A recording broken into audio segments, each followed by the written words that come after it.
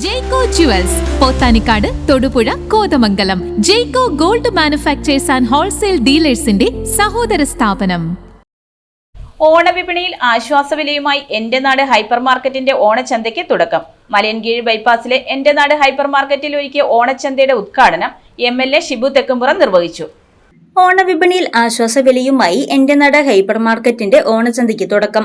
മലയൻകീഴ് ബൈപ്പാസിലെ എന്റെ നാട് ഹൈപ്പർ മാർക്കറ്റിൽ ഒരുക്കിയ ഓണച്ചന്തയുടെ ഉദ്ഘാടനം ഷിബു തെക്കുംപുറം MLA നിർവഹിച്ചു.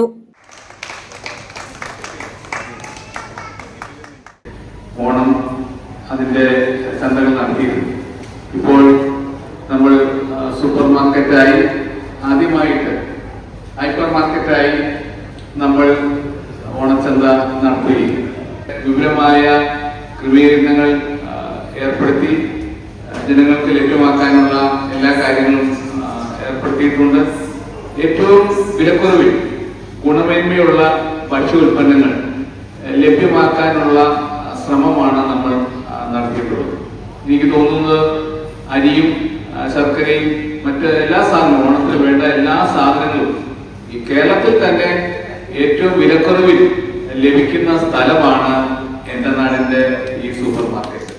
ഓണാഘോഷത്തിന്റെ ഭാഗമായി നിത്യോപയോഗ സാധനങ്ങൾ ഉൾപ്പെടെ വിവിധ ഉത്പന്നങ്ങൾക്ക് പ്രത്യേക വിലക്കുറവാണ് ഓണച്ചന്തയിൽ ഒരുക്കിയിരിക്കുന്നത്.